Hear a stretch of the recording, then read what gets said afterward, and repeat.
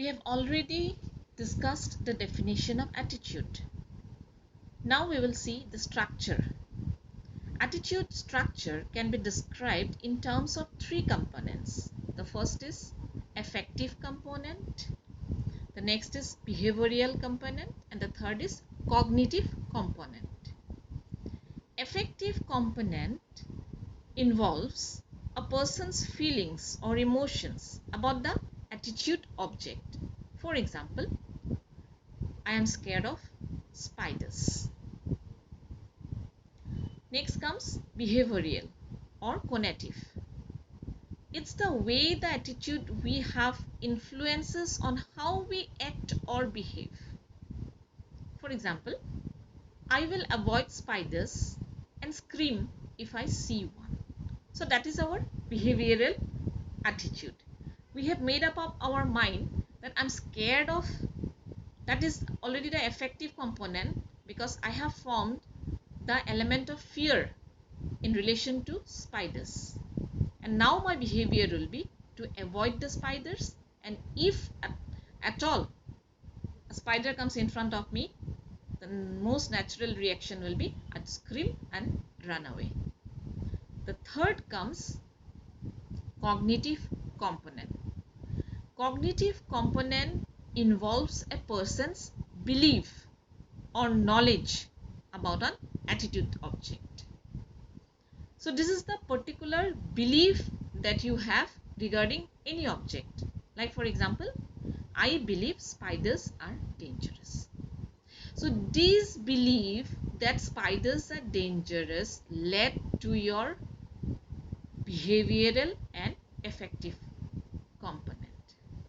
That's why you are scared. That's why you run away. You scream when you see spiders. Now let us discuss the function of attitudes. Attitudes can serve functions for the individual. Daniel Katz outlines 4 functional areas. The first one is knowledge. Attitudes provide meaning for life. The knowledge function refers to our need for a world which is consistent and relatively stable. And this knowledge allows us to predict what is likely to happen, and it also gives us a sense of control. Thus, attitudes can help one to organize and structure our experience. Knowing a person's attitude helps us predict their behavior. For example,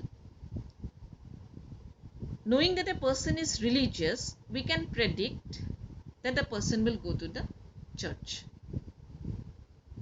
Next comes self or ego expressive. The attitude we express help communicate who we are. It shows our identity, and it also makes us feel good because we have asserted our identity.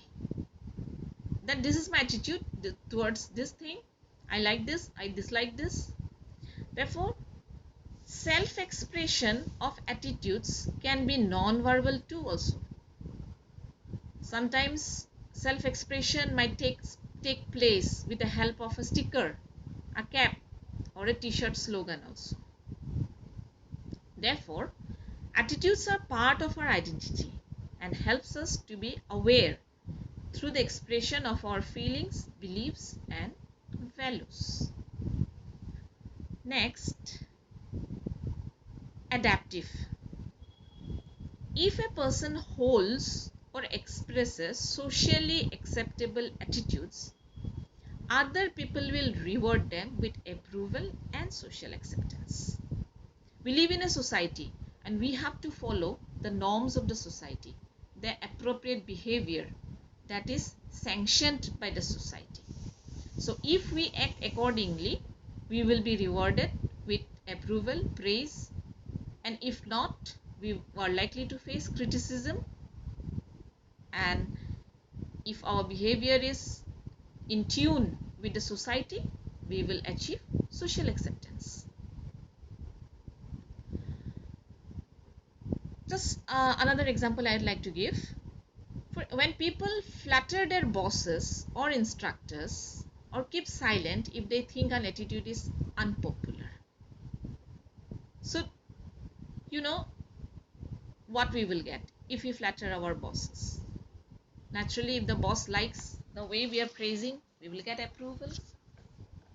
And we have a tendency to keep silence. We won't judge, we won't criticize. If someone senior to us is showing an attitude that is very unpopular, people seek out others who share their attitudes and develop similar attitudes to those they like. So we try to imitate, we try to follow people whose attitudes we like, and also a kind of affinity or bonding develops with the people who share our attitudes. Next comes ego defensive. The ego defensive function refers to holding attitudes that protect our self-esteem or that justify actions that make us feel guilty. Often children might defend themselves against the feelings of humiliation they have experienced. And also they will adopt a strongly negative attitude to all sports if they have been humiliated in that particular sports. People whose pride has suffered following a defeat in sport might similarly adopt a defensive attitude. They might show, I'm not bothered, I'm sick of rugby anyway. So this function has psychiatric overtones. Positive attitudes towards ourselves, for example, have a protective function, that is an ego defensive role that helps us in reserving our self-image. So the basic idea behind the functional approach is that attitudes help a person to meditate between their own inner needs and the outside